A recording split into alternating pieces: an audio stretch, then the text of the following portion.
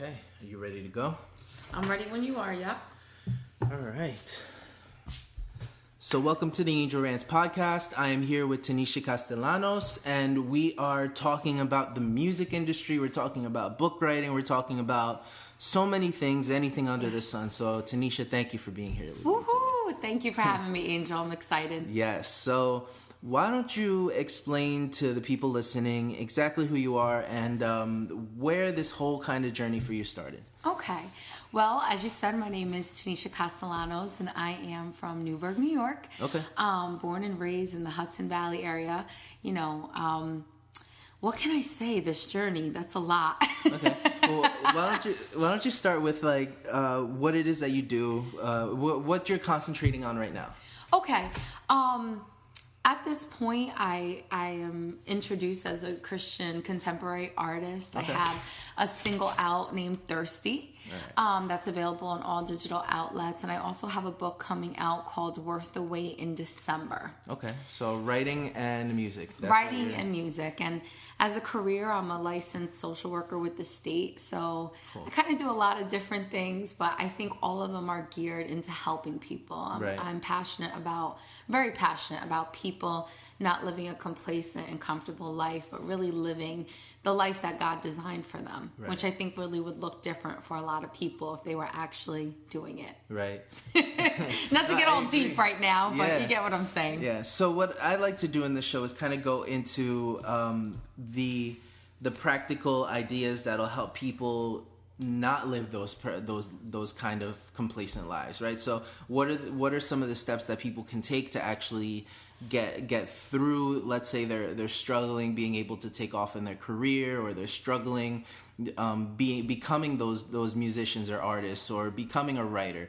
What are some of the steps that you've taken to actually, let's say, execute on your book? What were some of the first things that you did, the platforms that you used? What were some of the writing techniques that you executed on? It's funny you asked that, because I think a lot of times we want to seek those things, right. Steps. And that's very practical, because we know that we need steps. A goal is just a dream if you have enough steps to do it. Right. But quite honestly, and this might sound cliche and simple, but it really is tuning in into your intimate time with the Lord. Mm-hmm. All of these things stemmed from my time spent with Him. Right. They sought me. I didn't seek them.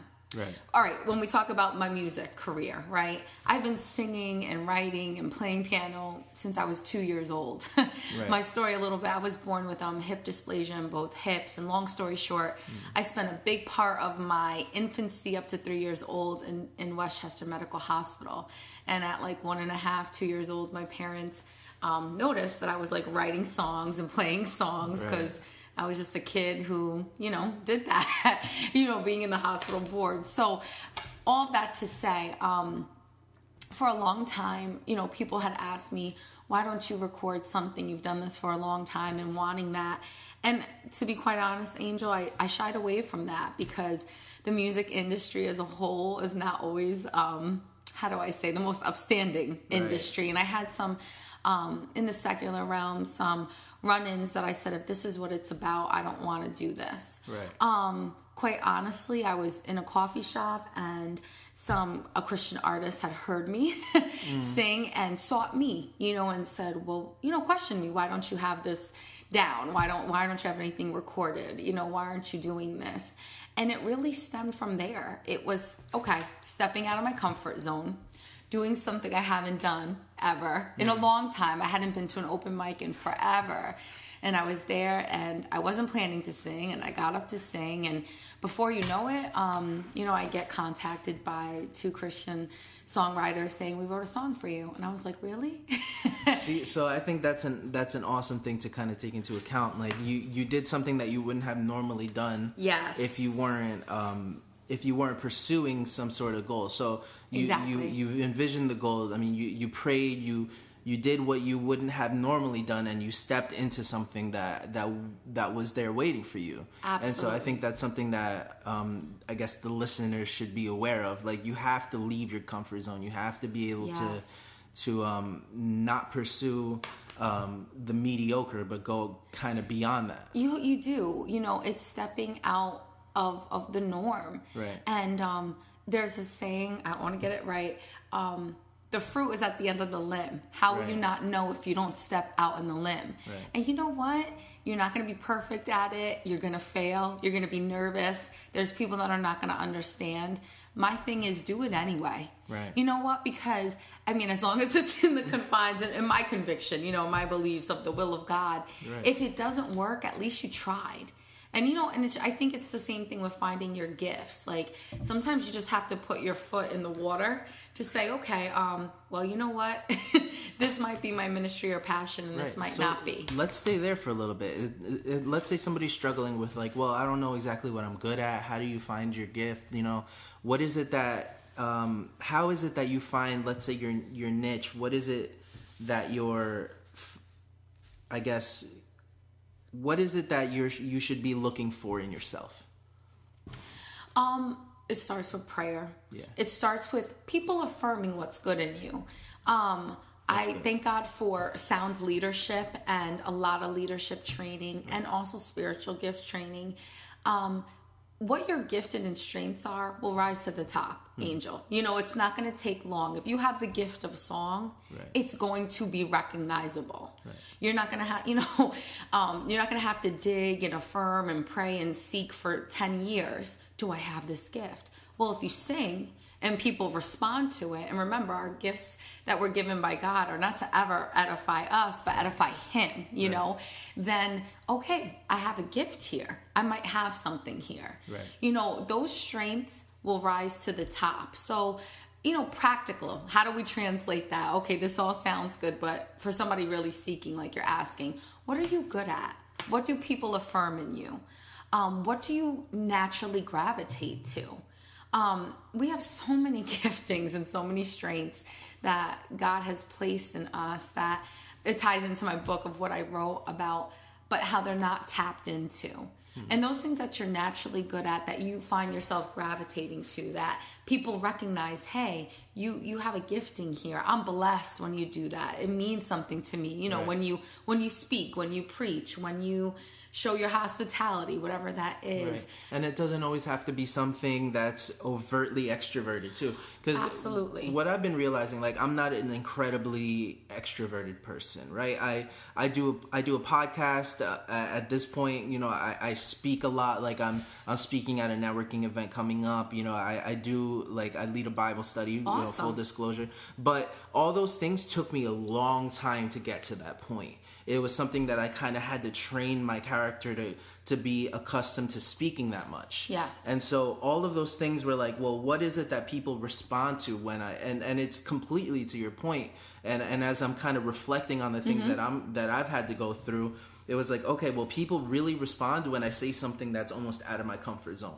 So I have to kind of condition myself to say that more often, to access that part of my brain, and to kind of be more accustomed to saying things that are outside of the norm for me. And the more I did that, the more people would respond, and it kind of built this other side of my character. Absolutely. And so the more you form that side of yourself, and the more you kind of accustom yourself, even if it's something physical too.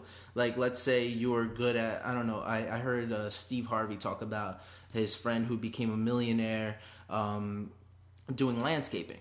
You know, so even if you form that side of yourself where it's like, okay, well, every time I mow somebody's lawn, people are like ecstatic about it, that side of yourself could be something that is your calling. Absolutely. So it could be something similar to that. And exactly right. Like, I like what you said, because some gifts are just obvious, you know, like when you think of, like, you know, kingdom gifts, like when you think of like preaching and teaching and singing, well, they're pulpit gifts. They're very public, they're very recognizable, but there are a lot of gifts that, you know, it doesn't mean less than just because they're not so public, or let's say publicly affirmed. You know, God picks and chooses who He gives those gifts to, and I believe in who He can entrust them to. Right.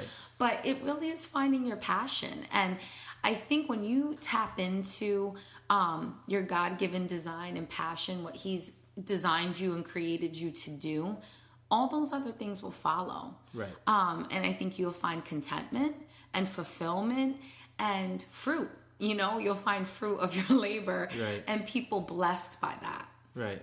I think that's a great point. I want to give a little something to the business owners that are listening. Yes. As far as your writing and your process. Yes. What does that look like? Are you somebody that sits down and says, every day I'm going to write 2 hours a day and I'm going to do that until I have a full book? Or are you somebody that gets inspired and then you write for 6 hours and then you might not write for another week?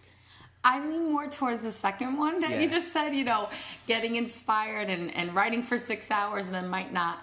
To be very quite honest, when I wrote the book, Worth the Wait, I wrote this book about 2 years ago. Mm-hmm.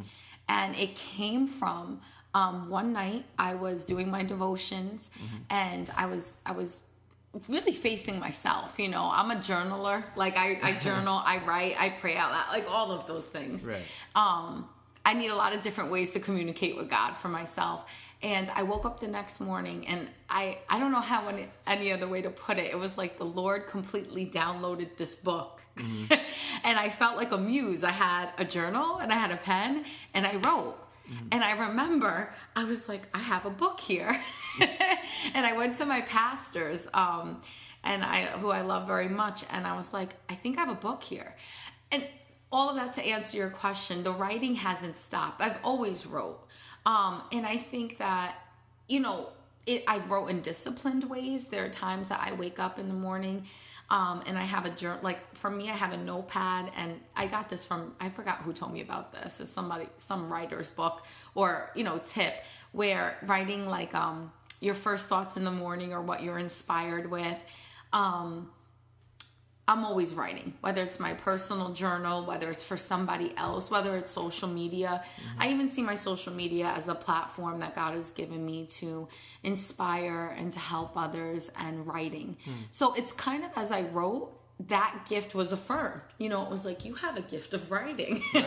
And I was like, really? And I mean, even now it's like there's different gifts that are coming from that. People are like, you have a gift in marketing, you have a gift in proposing things and looking at a certain way, but I think from writing, then a book came. Then from the book, marketing came. You get what I mean? Right. Like one step led to about 10 others. Right. So for the writers out there, keep writing, and everybody's different. Some like to be, or I'm going to write for 2 hours, like you said, this day. Right. And then some are inspired.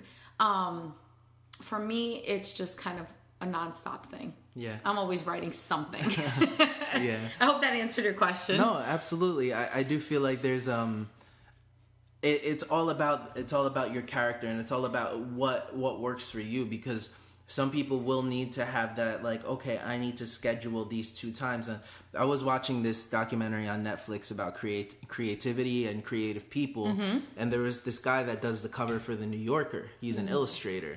And he's one of the most creative people, like, on the planet. He literally hand draws the covers. And he was talking about creativity is about showing up. And I like that. And he was saying that he can't rely on being inspired every time he does a New Yorker cover, because he gets paid thousands upon thousands of dollars and he has maybe 3 days to come up with these covers. Wow. And so he has to sit down and illustrate an entire New Yorker cover. And if you look at them, they're intricate works of art, like every single one of them. And he's drawing them by hand. So if he has to wake up and go to work every morning, and he says that takes away the pressure from him actually having to be inspired in order to create. And so when you're working on something like a book for yourself, it kind of takes away the pressure too, because it's yours and you get final say, and there's that idea of freedom. But when you're being contracted out, I feel like there needs to be some way to take off the pressure. So you just showing up and sitting at your desk and saying, whether I'm inspired or not, I'm going to work. That also takes That's a away good the discipline. Pressure. Yeah. Absolutely. There are times when you're excited about things. Like, right. I think of the gym, right? Like, I'm getting back into that. And because I have goals, Same right? Thing, yeah.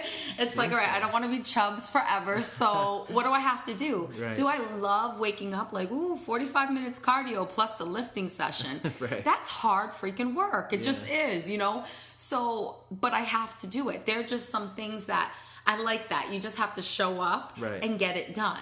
Right. And when I'm done with it, the sense of accomplishment I feel after a cardio session is like, yeah, I did it, but it's getting there. Right. It's showing up, and that's a discipline I have to put in myself. You Right. know, how bad do I want it? What's the goal? You know, Exactly. and you have to. It's good to put goals and timelines and dates with goals. You know, because I used to be. I've been challenged with that. I mean, I have so many, you know, strengths that people have been like, why haven't you recorded something? Like I said in music, why haven't you written something? Why haven't you this? So, right.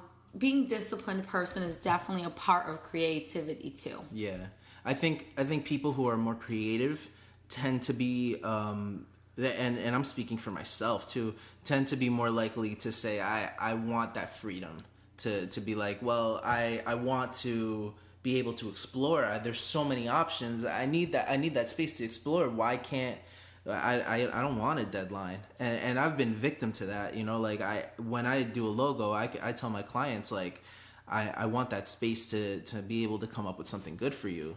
And so I think having that balance of like, well, there has to be a deadline for my own sake. That's right. And it's again, you're absolutely right, you know, because if there's no deadline to that, then it's like you could be working to it until infinity, Right, you know? right. And you're just like, okay. Like you hear the stories of all these artists saying like, oh, well, I'm going to have an album out for you, you know, the beginning of next year, and then it doesn't come out. And everybody's like, well, where is it? And then they're like, right. oh, it's still being worked on. It'll be out 6 months, you know?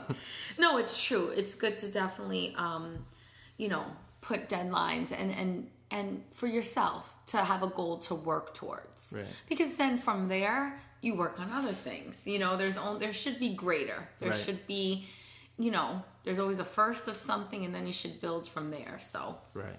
So talk to me about your, speaking of albums. Speaking of albums, well, I call her my baby. Yeah. You know, my first single, Thirsty, and you could just look it up, Thirsty, Tanisha Castellanos. It's on everywhere, Spotify, Amazon, Digital Play, Google, iTunes. Cool. What was it like recording that? It was awesome. It was surreal. Yeah. There was part of me that was like, you know, it was exciting. But then there was the other part, like a response from people, honestly, were like, finally. Because I was one of those people, like, I'm going to record. And the Lord, you know, I believe in prophecy. I believe in the promises of God. And he had promised that over my life, that I would record and, you know, do different things. And it was like, okay, I'm here at this age and stage of my life and I don't have anything. So it was exciting. And then there was this other part of me that was like, well, finally I have something. Right. So it's my first song.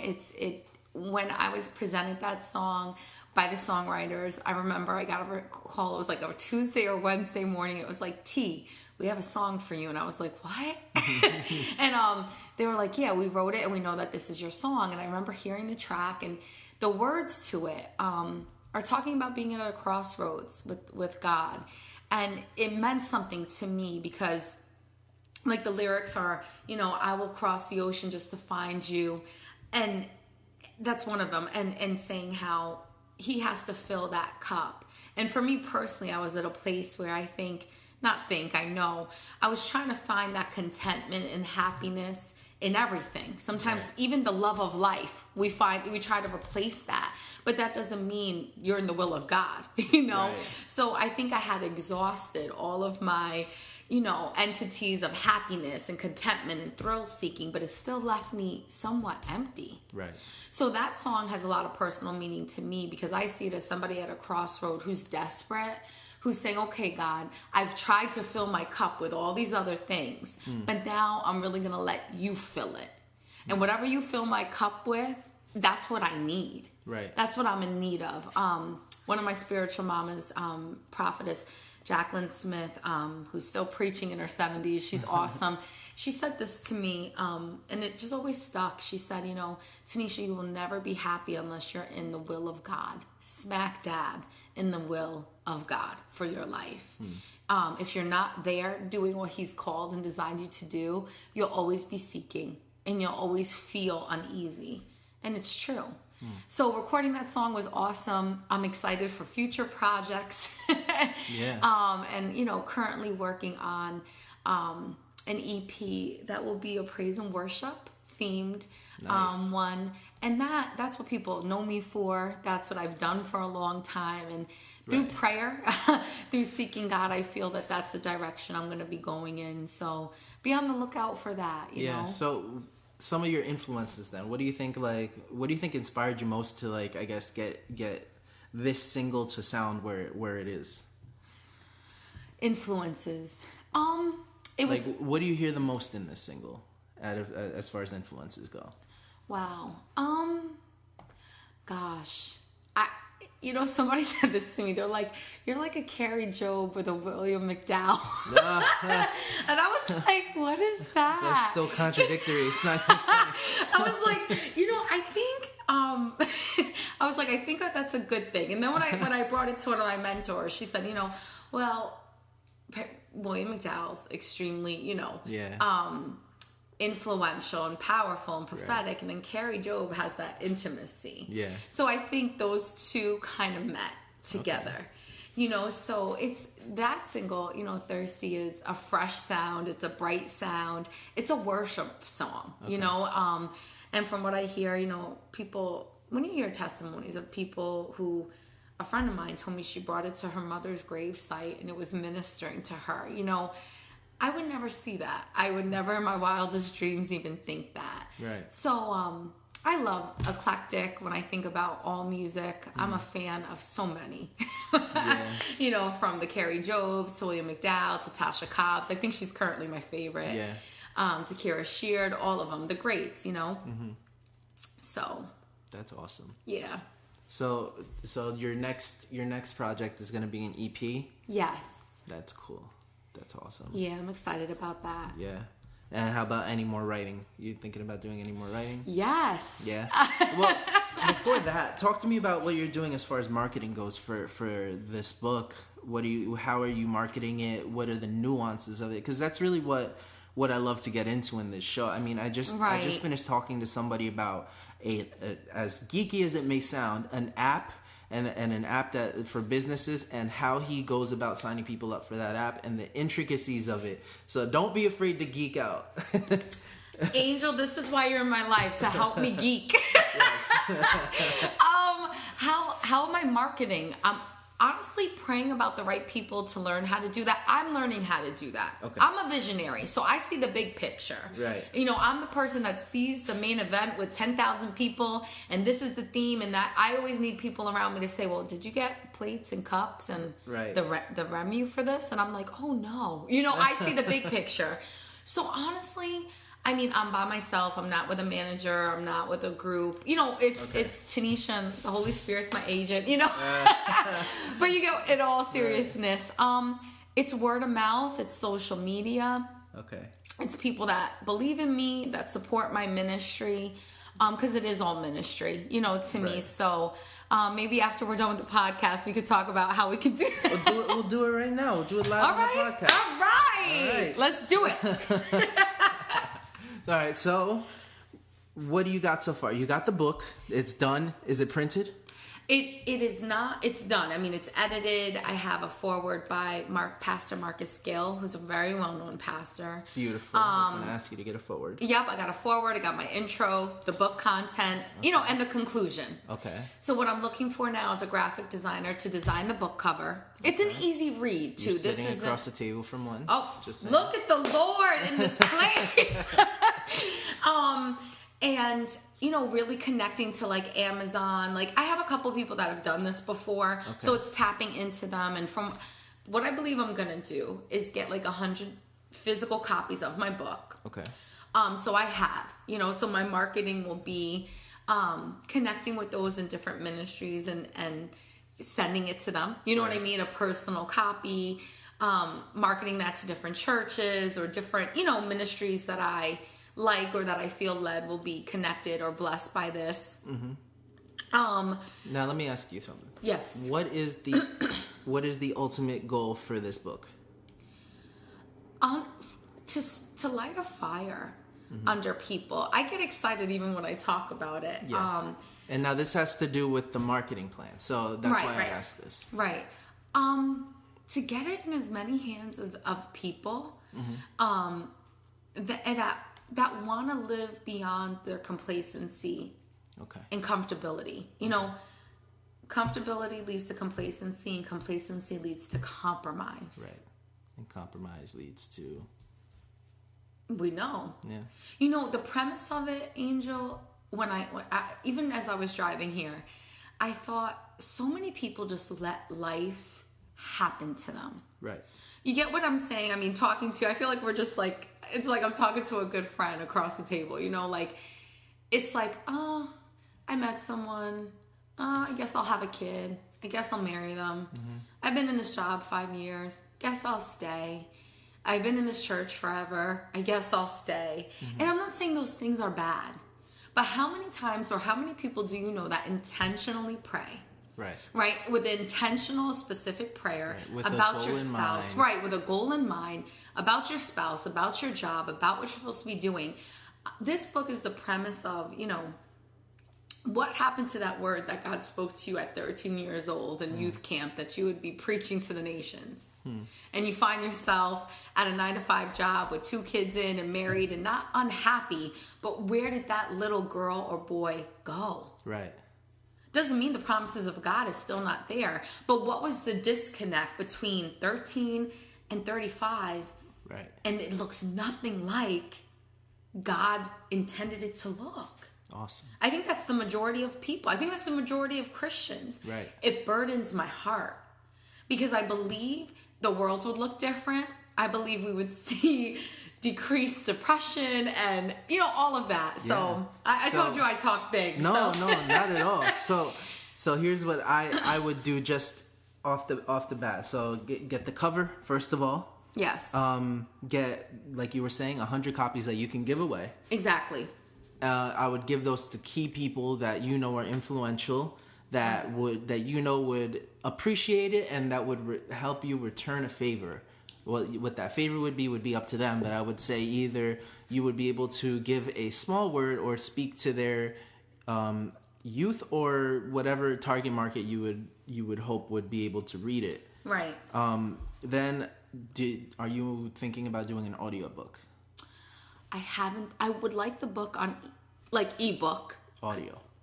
Like Audible. No. But that's an idea that somebody had mentioned to me at a conference about 2 weeks ago. Because Audible, the app, is like I do so much audio reading, which isn't really reading at all. I do so much of that it's not even funny. I think I've read more books within the past year because of that than anything else. If you get yourself on audio, that's just passive sales, that you don't have to print the book. You just increase the amount of people that are hearing it. That's awesome. Like by triple. I would love to do that. I mean, any avenue where the message can come out, because the Lord gave me this book. I really believe it's like a clarion call to this generation. I really do. So any avenue that it can be out there and available in the hands of people, that's what I'll do. You set up a video for the book. That's promoting it. You push it on Facebook ads. You set up a Facebook page for it, an Instagram page only for the book. You roll those out with Facebook ads. Nothing more than like $100 a month or something, just to push out a nice ad with the targeted market that you want. And then you start going to all the places of the people that you gave that book to, and you just say, hey, can I do like a special service? Right. Just talking about, even if it's like a round table or like a what do you call it? Where people are, you know, lined up and just discussing a topic, you know, doing one of those in every location that you give the book to, and then you do a signing or you do whatever you want, you know, and that would be a small start to the marketing plan. Even if you want to do your own event, and then after all of that, you do your own event. Awesome. Thank you. You just gave me some tips. I'm gonna write that on my notes on my phone. Yeah. And that would be the start of it. Once you get all of those people on board, after you do the big event, then you have your list of people that you can sell to. Awesome. Yeah. And then that's when you start having like an actual community based around this book. And that's when you have your actual readership. Awesome. I like that. But it's a lot of footwork. I have a friend, you would actually love her. Her name is Tatiana Green. She's phenomenal author. She's got a website called Bliss for Singles. Wow. She's phenomenal at what she does. She's from Chicago, and she runs Chicago. I love Chicago. Oh my gosh. But she runs this website. She's got this book called Journey to 30, about being single on your way to 30, and she just turned 30 last year, and now she's writing another book called Journey Through 30. Oh, I would love to check her out. I love other inspiring artists and that have the same call and what you're doing. So yeah, definitely. Thank you for that. Yeah. But phenomenal stuff. So she kind of did something similar. And she's doing all these pop-up little events for her book and stuff, and she's collaborating with other artists and other people, and she'll do like joint events where she'll pop up her books and they'll pop up like their clothing lines and stuff like that. Right. It's a great marketing angle. That's awesome. Yeah. Awesome stuff. But yeah, just my advice as somebody, brand yourself as something apart from the music. Right. And then use the music as a platform to bring it on. Absolutely. It all works together. Yeah. So that's my advice. So I want to take a quick break, and we'll be back with more. Yay. And yeah, that's it. All right. So we're back with Tanisha. Woo!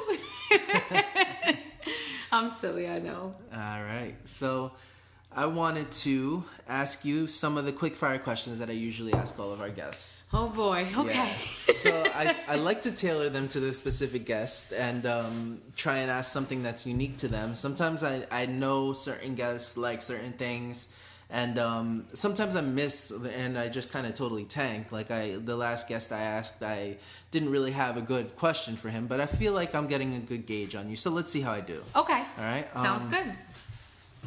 All right, here we go. Here's the first question. Hillsong or Bethel? Both. Both isn't a viable answer. What? Bethel. Yeah, Bethel. Me too. Bethel. I have to. All right. If I have to pick one, Angel, Bethel. Why? It's the intimacy. It's the prophetic worship. It's that's what I love. Okay. Yeah. All right. The next one is Okay, I'm gonna just keep it simple. Okay. Instagram or Snapchat? Instagram. Yeah? Yeah. Yeah, me too. The hashtags. I made a lot of great connections through that too, so. Yeah, I feel like Snapchat's changing a little bit. You can find the locations on there. You can do different things. I mean, I love the filters. I mean, for every girl, that pretty filter, I mean, it works wonders. The doggy and whatever. Yeah. The little ears. I think they're hilarious, but I would say Instagram. It's not enough, Snapchat. You heard it here. Yes. Step your game up. Step your game up. Next level. Okay, and this is the question that I ask everybody, and it's always a big deal for some reason, and I didn't know, but Drake or Shakespeare? Ooh. See? I don't know why. It should be simple. Well, you're talking two different genres. It should be like day and night. I know. Shakespeare. Thank you. Shakespeare. Jesus. Shakespeare. Anybody against Shakespeare. That is a poetic genius. Yes. Writer. Yes. Unlike anyone of this time. Yes. Okay, let's try. I like Drake though. I don't want to put that out there, but Shakespeare is I would have to say him. I think Drake would even say Shakespeare. I mean, I don't know. I don't know. Maybe I'll interview him one day and I'll ask him. That's a plug right there. Yeah. At Champagne Poppy, shouts out. Come on, Champagne Poppy, come through. Come through. I've shouted him out on my last 3. Hopefully, eventually, I think it's going to come. We're going to declare and decree. Yes. Champagne Poppy, come through. I'm going to ask one more now. This is going to be my new one. Drake or Romeo Santos? Drake. Yeah, I'm indifferent. I really don't care. Romeo Santos has that, the look and the sounds, and I love his music. Yeah. But Drake is a lyricist. He's lyricist. Did I say that right? He's smart. He's political. He's fun. I think he has all those dimensions. So I would have to pick Drake. Okay. He has better memes. Yes, the memes. Yeah, I think Drake wins on the memes. I do too. Yeah. At Champagne Poppy, you heard it here. Where can we find you online? Well, my Facebook is Tanisha Castellanos. Just like I said it, no middle name. Okay, can you spell it out? Yep, Tanisha Castellanos, Castellanos. I have my personal page on there, and I have my like page as well. Cool. And you can find on there, updated events and different things I'm doing. Instagram, it's at I'm Tanisha C. IMTANISHAC, and the same for my Twitter. I'm Tanisha C. Cool. My Snapchat is Nishi Chula. I'm not on there a whole lot. But yeah, I'm all over social media. So definitely please connect with me and, pop by and say hi. Awesome. Tanisha, thank you. Can you leave us with a final thought before we leave? Sure. If there's anything I can say is don't let your comfortability lead to complacency, which leads to compromise. Awesome. We serve a great big God who created great big dreams in you. So you owe it to yourself, and you owe it to the world around you and the people. They're waiting. Somebody's waiting for you to activate your gift and to utilize that. So what I would say is, and my passion is tap into your strengths, tap into your gifts, use them. You will never find other fulfillment outside of what God has designed as a life for you. So use those gifts, activate them, and not for yourself, but remember, the bigger story is for the glory of God. And just see how God blesses it and see how he flourishes it. It'll go beyond your wildest dreams. So if there's anything I can say is do that. Get up off your butt, find those strengths, live in your gift and your calling, and see God work. Awesome. Thank you, Tanisha. Thank you, Angel.